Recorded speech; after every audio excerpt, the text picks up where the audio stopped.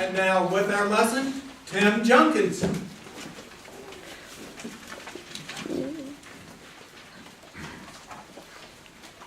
Good morning.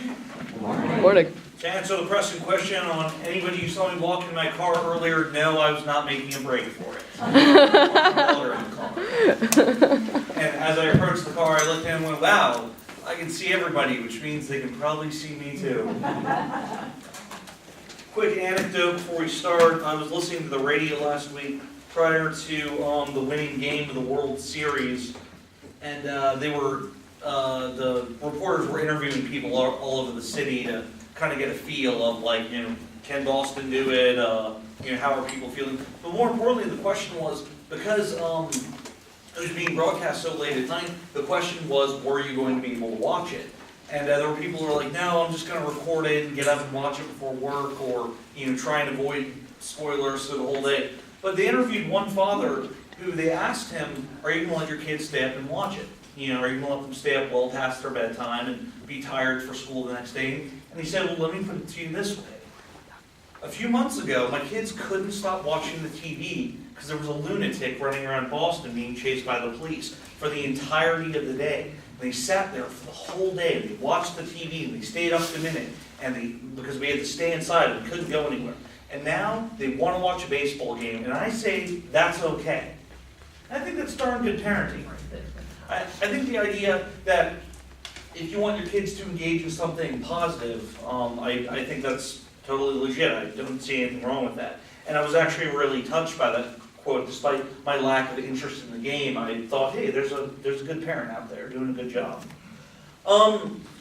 Before we get to the scripture today, which is going to be 2 Timothy chapter 2, I'm going to spoil a 20-year-old movie for you. I'm terribly sorry. But you've had your chance. It's been 20 years. You should have gotten that and seen it. It's this movie I'm a big fan of. Not getting into the title or the actor, just the basic premise. But the idea is, it's about a guy who is going home from work and he gets stuck in traffic. And he decides, I've had it. He gets out of his car and he begins walking home. Just leaves his car in the middle of the road. Some of you may know which movie I'm talking about. And along the way, a series of mishaps happen. He gets mugged by some street thugs, but he manages to fight him off, and you're kind of rooting for this guy. You really want him to get home. And he stops to make a phone call, but the guy won't give him change at the convenience store. So he begins wrecking up the place, and you're like, yeah, show that shopkeeper. And then he goes into a local fast food establishment where he really wants breakfast, but it's 10:32 in the morning, and they won't serve him breakfast. And he begins brandishing a weapon, and you're like, okay, maybe you're getting a little out of control now. And the whole point of the movie is it's a study in the psychological breakdown of man, where you spend the first half of the movie rooting for this guy. And you're like, yeah, you show those muckers, and you show that store owner, and oh wait, you're starting to get a little out of control now. You're starting to get a little angry. And eventually it turns into escalating events, and eventually he winds up killing somebody. And at the end of the movie, he's on the edge of the pier, and the police have him cornered, and he looks up, and right alongside movie quotes like, may the force be with you, or as you wish from The Princess Bride, this is one of my all-time favorite movie quotes. He looks at the police officer, and he says with complete and utter disbelief, I'm the bad guy? And it's this representation about how often there is evil in our world, and evil does not perceive itself as evil, and evil is not created overnight. It was a very realistic study in the idea of we do not live in the world that presumably I would want to live into, like superheroes and stuff, where the bad guys have doomsday weapons and they want to like blow up the city or something, but the hero always stops them. But it's a study in a much more subtle art of evil.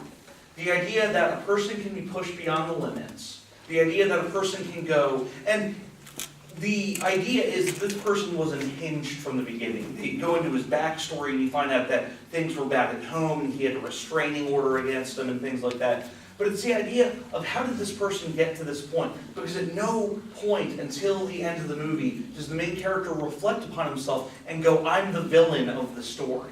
I'm the bad guy here. It's this really rare instance where the whole movie is actually told from the bad guy's perspective.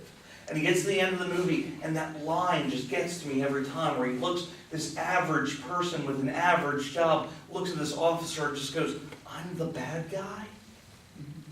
And the question is, and we're going to look at that in 2 Timothy today, is how do we get to the fall? How do we get to the dissension of our morality? Is it bad parenting? Is it video games? Is it music? Is it movies? Is it entertainment? Is it school? What is it? Because the thing that we're going to establish today, and I'll get that out of the way first off, is that good and bad decisions are never made overnight. There's never a moment of, I'm going to go do this terrible thing. It is always these series of events have led up to this decision. Just in the way that when a couple when a couple gets engaged and they traditionally go ahead and get married, it is never that they met the night before and they decided, hey, let's go ahead and get married. Let's just do this. Let's just dive right in without any kind of plan or getting to know each other at all as people. And so, just in the way that a marriage is an establishment of good decisions, the idea that you have formed a bond with this person, you have come to love this person, you want to spend the rest of your life with this person, bad decisions can come from the polar opposite of that. It can come from a series of bad decisions, a series of bad situations. We're going to be looking at 2 Timothy chapter 2, starting in verse 11 today, talking about the idea of what we as Christians can do as teachers in society today. We're going to read the first couple of verses, break a little bit to discuss that, and then get back to the last part of the passage for today. 2 Timothy chapter 2, starting in verse 11. Faithful is the saying, for if we died with him, we shall also live with him. If we endure, we shall also reign with him. If we shall deny him, he also denies us. If we are faithless, he abideth faith, for he cannot deny himself. Of these things put them in remembrance, charging them in the sight of the Lord, that they strive not about words to no profit, to the subverting of them that hear. What this passage is talking about initially is our connection with God, and how everything starts there. Everything starts with our connection with God. As far as, do we have the connection with God, or do we not have the connection with God? And everything else branches out from that. And so, I did not always have a connection with God. I had an idea of religion in my life. I had an idea of God, but I never felt personally connected to him until I was in my teen years. And it's one of those things where I could see, as soon as I created that connection with God, as soon as I became part of that, I began gaining positive influence from those in my community. I had teachers, I had youth ministers, I had pastors, I had my parents, I had all these encouraging steps along the way, which fostered a series of good decisions. And so despite all the bad things, despite all the things that I have endured along the way, all the negative things that have happened to me, I have always been able to come out of it in a positive light. I have always been able to persevere through that because of the circumstances of my raising.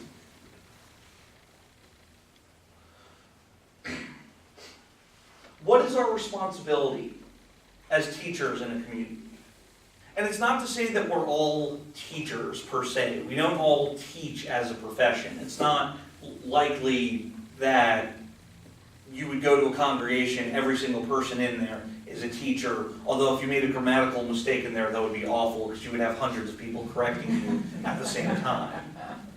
But it's one of those things where we all can teach, even if we are not specifically teachers.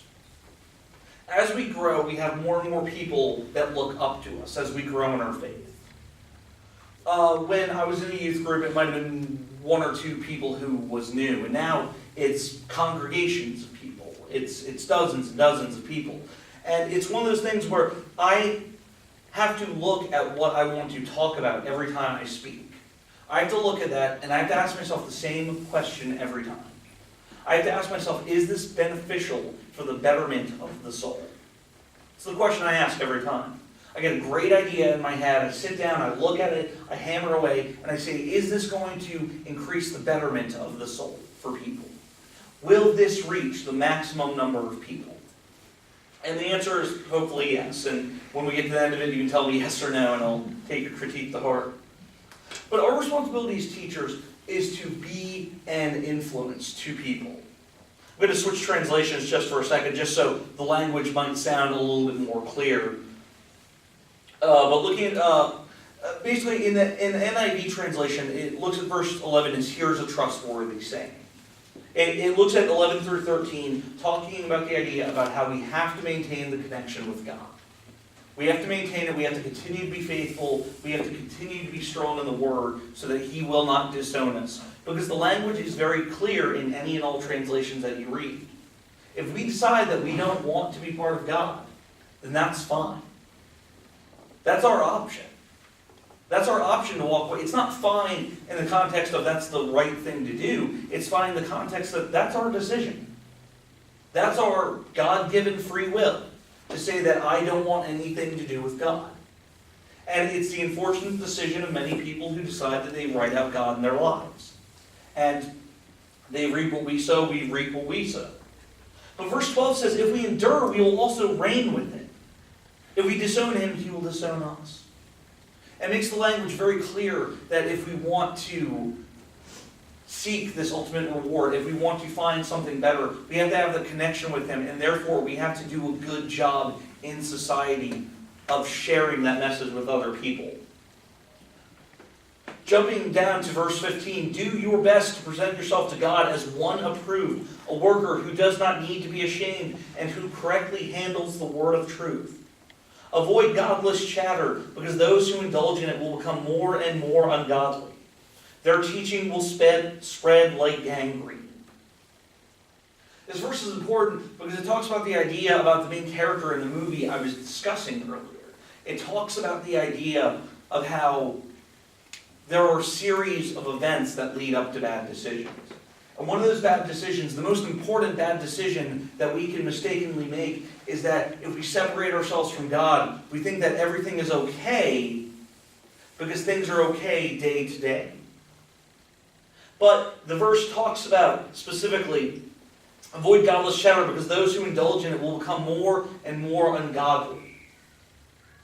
The hardest thing about doing the right thing, the all-time hardest thing, and I'm not going to get into the debate of violence and guns and all that, but the hardest thing about when we do the right thing is there's a very strong possibility that until we are gone from this world, we will never know how that turned out.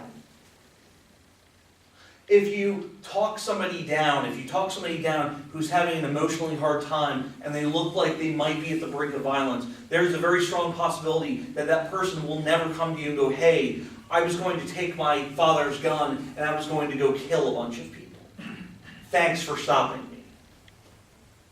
There's a very strong possibility that if you have averted some kind of massive catastrophe, you will never be rewarded for it here. And that's the unfortunate truth in this world, is you will never find that reward. But the thing is, we're never supposed to seek that reward. And in the end, it will be explained to us, all of the good that we did in the world. It will be explained to us the impact that we made. I have known people who have been the best people that they can be. They have attended church, and they have loved their family, and they have raised their children right. And when they reach the end of their life, they still are afraid that they haven't done enough good. They're still afraid that they haven't lived good enough lives. And if those people haven't, I'm in a world of trouble. But it is that connection with God that keeps me going, knowing that I do the best job that I can, that I explain the best job that I can about my connection with God in Jesus Christ. I do the best job that I can, and in the end, I will be rewarded for that. Despite the fact that I've had nobody come up to me and say, hey, thanks for averting that disaster. Hey, thanks for saving all those people's lives. Because when you find somebody who's at the brink, when you find somebody who's staring into the abyss and you manage to pull them back, you are not only saving their lives, you are saving the lives of all those people that that one person will have impacted. And that is not to say that we're going to go out as a church and we're going to fix all the world's problems. But I encourage you to go fix one problem. Go find something. Go find someone that needs your help and help them. Because more importantly than the fact that I believe in you, because I do believe in you, God believes in you. We were chosen by God to be disciples. We were chosen by God to have a positive impact on the world. And therefore we should go out and have that impact. I ended the passage, I ended on a weird note today because in verse 17 I kind of stopped in the middle of the sentence because it then continues to spiral out of control about how these people have gotten away from God. But I wanted to get that first part of verse 17. Their teaching will spread like gangrene. Their teaching will spread like a disease. The worst thing about being the bad guy in this world is you often don't know that you're being the bad guy. It's the worst thing about it. Because you live an okay life day to day, and you haven't done anything like really terrible, but you're just kind of passive about everything. And then one day, you wake up and you realize you've been a horrible person. And then you're the bad guy of the story. And nobody wants to be that. Nobody wants to be there when they wake up one day and they look back on a lifetime of decisions and they say, and they look to God and they say, I'm the bad guy? Nobody wants to be in that position. And so the title of today's sermon is Breaking the Cycle. Because whenever there is a mass murder, whenever there is a person caught, you always backtrack that story. And they say, well, I was abused as a child, and I was mistreated as a child, and I was raised poorly. But at this point in our lives, none of us want to hear that. They have done something unspeakable. We have painted them as the villain, and we are more than happy to watch them die. Nobody mourns the death of a killer. Nobody cares what the backstory of the killer is. And so we have to trace it back to the genesis of the situation and understand that that person, that child, that adult who is angry every single day, that person can reach a breaking point.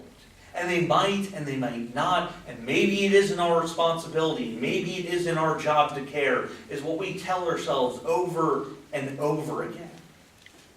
Because we want that separation. We just want to take a step away from it. We don't want the responsibility, and there it is. We don't want it. I don't want it.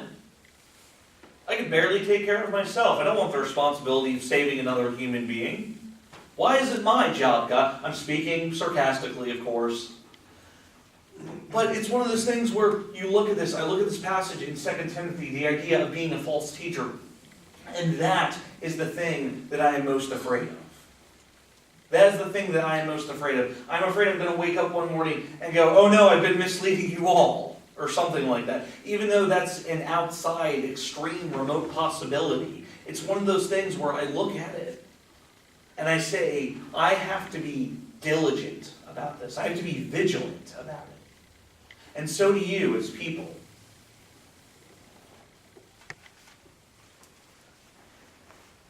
The good and the bad are not made overnight. They are taught, they are influenced, they are molded. And by us, by Christians, we have to be vigilant every day. There is a reason that we are encouraged to read the Scripture every day. There's a reason. And it's not that, oh, Pastor Tim's giving us more homework. Got to go home, got to read the Bible, got to get it out of the way. No, it's not that. It's the idea of you have to strengthen your connection with God. You have to renew it each and every day through prayer and devotional and time with family and time in Scripture. I've embarked on the very terrifying journey of starting my audio Bible. I got it on sale through the audiobook website I got. It is 98 hours long. Now, just to give you an idea, if you were to read like an average 700-page novel, it's like an 8-hour book. You get into the more fantasy epics, those get into the 20, 30-hour range. 98 hours. But I'm listening to it to and from work every day, and it's going to take me months to get through it. It is. But it's important to reconnect myself, to plug myself back in, to renew that sense of wonder and awe. And more importantly, when you reestablish that connection, you know that I believe in you, you know that God believes in you, but more importantly, you believe in yourself. You know inside your heart that you can make a difference in somebody's life. You know you can. And that's why it's important to reestablish that connection. That's why it's important to bring ourselves back and to be vigilant every day so we don't become like the people in this passage in 2 Timothy. That we don't become false teachers. That we don't become passive teachers. That we don't become lazy teachers who just throw something together and get through it. And power through it. Find joy in your inspiring of other people. It's there. If you're here today and you want to reestablish that connection, if you want to connect yourself to God, if you want to renew that sense of awe and wonder and believe in yourself again as God believes in you, I ask you to meditate on that as we stand and sing the Song of Invitation.